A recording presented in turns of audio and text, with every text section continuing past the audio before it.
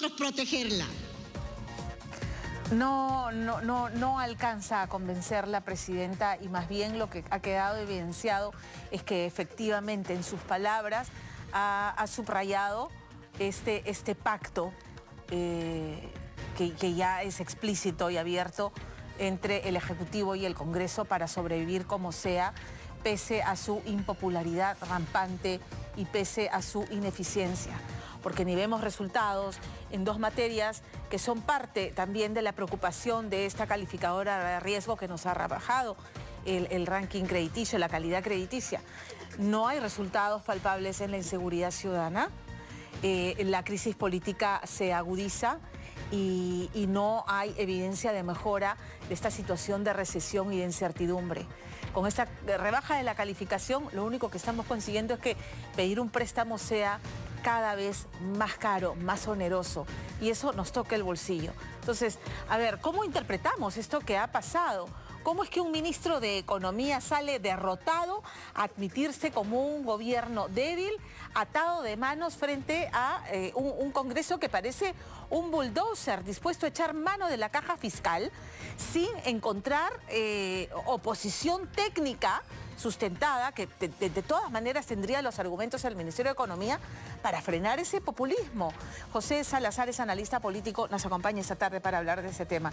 Qué gusto, José, tenerte en los estudios. De igual manera, buenas tardes. Buenas tardes.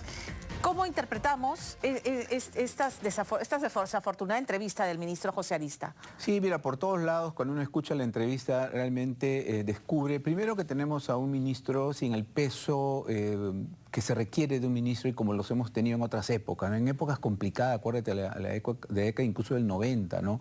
Yo creo que habían ministros que se ponían al frente de resguardar los recursos del Estado y le decían no al Congreso, no a su propio presidente, no en general a otros sectores como gobiernos regionales, porque su función es cuidar los recursos, ¿no? Es el ministro de Hacienda, ¿no? Hay que recordar esto, no solamente de Economía, sino es de Hacienda, ¿no? Entonces yo creo que la declaración de ayer de él demuestra primero una inocencia política, ¿no? Creo que él no ha medido los impactos que podía producir el hecho de que él reconozca que este es un gobierno débil, ¿no? Por un lado, ¿no? Y por otro lado, no hay que olvidar que José Arista viene de ser ministro del gobierno de Merino, que fue un gobierno breve, ¿no? Y yo creo que ya el hecho de haber participado en ese gabinete te demuestra pues que no había algún concepto político, ¿no? de un gobierno de ese tipo. Entonces yo creo que el haber aceptado también ser ministro del gobierno de la presidenta Dina Boluarte... En circunstancias en las que sabía que era altamente volátil, ¿no? Exactamente. Entonces yo creo que esto es una repetición del mismo escenario que vimos en aquel momento, ¿no? Entonces,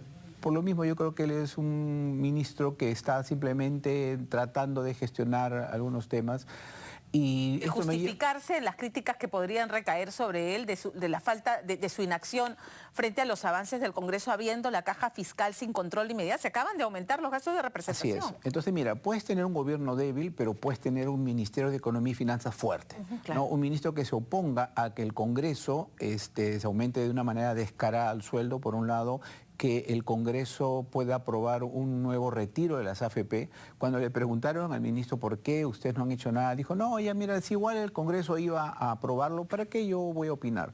No. Un ministro tiene que opinar, aún así el resultado de su declaración pueda ser negativo y no tenga ningún impacto en el Congreso, ok, pero por lo menos tú lo dices, ¿no?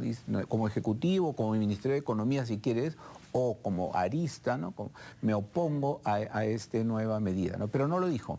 Entonces ya tú ves por ahí de que el perfil absolutamente apocado, y ahora lo entendemos, porque la presidenta ha hablado, ¿no? Ya abiertamente de este pacto en el que tiene amigos, ¿no? Amigos en las bancadas, un gobierno que tiene la mejor relación con el legislativo. Le ha dicho, ok, que se aumenten, ok, que suelten las pensiones, que abran la CTS. Es una confirmación, ¿verdad? Claro. Lo que dice la presidenta es una confirmación de lo que ya todos sabíamos acá, en la última vez lo conversábamos, de que la presidenta realmente está en manos de un Congreso y que el Congreso conoce esto y por tanto, pues todas las decisiones que tome sencillamente están en función de esa buena relación que tiene con la presidenta. ¿Qué consecuencias tiene este debilitamiento institucional en el que ya no hay control político y el que de facto aparentemente gobierna es el Congreso. Sí, yo creo que ahora creo que es necesario, Pamela, que comencemos a analizar cuál es este impacto de la política en la economía, porque ya lo estamos viendo. No solamente es la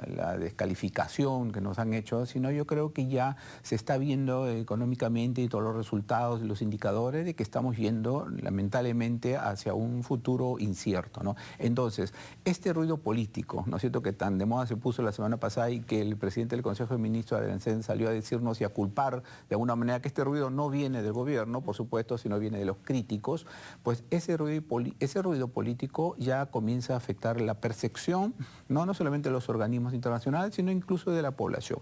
Y mira tú, el ruido político, muy bien. El domingo tú has sido testigo primero de una entrevista por primera vez de la fiscal de la Nación entre medios de comunicación y lo más grave de esa entrevista me parece... Sin responder es que nada de fondo y asegurando que regresa. No solamente eso, sino que en las entrevistas se vio, ¿no?, que había habido una entrega de las preguntas a la presidenta por adelantado. Correcto. Ok, y mira, y eso no ha pasado desapercibido y es un delito. O sea, ni tú ni yo somos abogados, pero en cualquier país yo creo que solamente el hecho de que el fiscal de la Nación, ¿no?, o la fiscal se ponga de acuerdo con una persona que es investigada y se adelante en las preguntas de un tema tan delicado como ha sido la muerte de más de 50 compatriotas en un hecho violento, eso es algo que debería llamarnos la atención políticamente. Y eso claro, ha reclamado, esto no está probado, con cargo a ser corroborado, pero la sola sospecha, sumada a los otros delitos porque se le imputan o por las que está siendo investigada la fiscal de la Nación,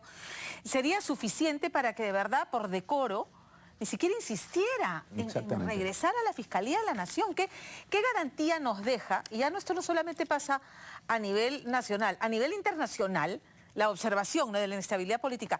¿Qué garantía nos deja de rigurosidad en la investigación a la Presidenta de la República y a todos los congresistas con los que también se supone intercambiaba favores? Claro, y además tú ves ahí que había una fiscal que no tenía conocimiento de cómo actuaban sus asesores, o sea, no asume una responsabilidad respecto a las personas que están ahí alrededor suyo, ¿no? Ella no ha asumido en ningún momento cierta responsabilidad, ni ha pedido disculpas por haberlos elegido, nada. Simplemente ellos han cometido el delito, que ellos paguen, ¿no?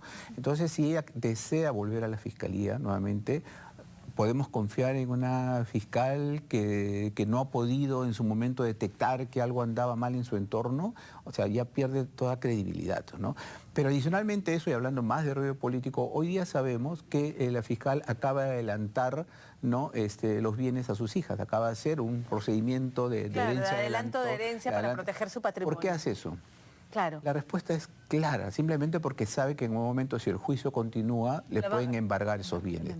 Eso, te apuesto que si ella estuviera como fiscal acusando a otra persona de hacer eso, hubiera llamado la atención de un hecho que es inadecuado. Eso es ruido político. ¿Y el Ejecutivo qué dice frente a eso? Nada. Nada. ¿Cómo nos deja? ¿Cuál es el panorama? Yo no quiero ser tan pesimista. Hay quienes creen que algo puede pasar en estos 2 años, 3 años que medían para ir, 2 años, ¿no?, para ir a las urnas. ¿Puede pasar algo o es posible mantenernos en este statu quo de podredumbre política, de medrar del poder, de populismo rampante, que desalienta, francamente? Yo creo que ha llegado el momento de que otras organizaciones, tanto civiles como políticas, las serias, puedan pronunciarse, ¿no? Porque ya vemos que del Congreso no vamos a esperar absolutamente nada, y de los partidos políticos que están en el Congreso. Entonces lo que necesitamos son liderazgos. Se van a postular, ¿no? Se han acomodado las reglas de juego para seguir igual. Eso no nos cabe ninguna duda. A estos políticos congresistas lo vamos a ver postulando al Senado y religiendo. Eso no está ninguna duda. Entonces yo creo que, por ejemplo, ¿dónde están las universidades? ¿No? Finalmente la CONFIEP dijo algo, que ya era hora, ¿no? Es el principal gremio que en otros años los hubiéramos visto más activos, ¿no? Y no solamente reclamando porque sacaron al economista Oliva, ¿no? Claro. Está bien, eso yo creo que está muy bien que protestemos todos porque ha sido un acto inadecuado, ¿no? Que ya sabemos también por boca del ministro Arista, fue por orden de la presidenta. Claro. Entonces, que no se metan con su guayqui. Exactamente, ¿no? Entonces la pregunta es, bueno, ¿y dónde está el resto de la sociedad civil, ¿no? Yo te decía, las universidades en otra época... ¿A qué atribuyes ese adormecimiento? El día a día le gana al peruano a pie, ya está harto de, la fiscal de la nación, las peleas, todos son corruptos, ya no me importa. Y en un país 80% informal, que por lo tanto no espera nada, no me importa. Y en un país 80% informal, que por lo tanto no espera nada de su Estado. Así es. Sí. Entonces ya pues... Hay una resignación, lamentablemente. Nos hemos ya, digamos, resignados a tener lo que tenemos, ¿no? Pero yo creo que todavía queda un margen como de cierta rebeldía ciudadana. Se puede inclinar hacia un extremismo. Seguimos mirando como el Kraken a Antauro Humala. No sé si realmente tenga posibilidades, pero alguien con un perfil así... Sí, mira, en el Perú lamentablemente ya hemos pasado por esto, si no, no hubiéramos tenido un Pedro Castillo como presidente, ¿no? Entonces eso puede ser, pero yo no crearía este cuco que veo escuchando. No, a mí me parece que más deberíamos más bien saliendo de este pesimismo, ¿no? Y de resignación que te digo, yo creo que más bien es el momento de actuar, de pedir que líderes políticos, líderes empresariales, los sindicatos. ¿Dónde están los sindicatos? En otras oportunidades, Pamela, los hubiéramos visto en las calles, ¿no? Claro. ¿Dónde están los sindicatos? La CGTP, la CDP, no sé. No hay alguien que tenga esa capacidad de aglutinar, de momento no lo veo en el panorama, de mover a esta indignación, no hacia mí como caudillo, pero... Ok, tenemos que salir y movernos, tenemos que generar presión. Sí, totalmente. No lo veo. No, yo tampoco. Y tampoco, nuevamente, a veces siento que se culpa mucho al ciudadano y dice, ¿dónde está la población? ¿Por qué no sale y tal? ¿No? Bueno, yo creo que la gente está ahorita tratando también de sobrevivir como puede en medio de esta crisis, en medio de este desánimo, ¿no? Por eso es que yo creo que insisto más en que hay que llamar más a liderazgos, ¿no? Políticos, ¿no? Partidos, ¿no? O los partidos serios que quedan, si es que hay alguno por ahí, que asuman este rol de vocería de una población que está indignada y muchas veces sin un futuro incierto. Mira las cifras que hemos conocido hace un par de semanas de los jóvenes que se están yendo. Eso tú y yo lo vimos en la época de García, ¿no? García 1. Y hoy día estamos en esta nueva situación. Acabas tú de pasar 2 reportajes terribles que lo que te demuestran es que tenemos un problema de salud pública, mental, muy mala. José, te agradezco por haber estado esta tarde con nosotros. Gracias. No será la última vez que conversemos. Gracias. Seguro que sí, gracias. Hacemos una pausa. Recuerda, estamos en la señal de ATV+ y en la señal de Global TV. Gracias por informarse con nosotros. Regresamos.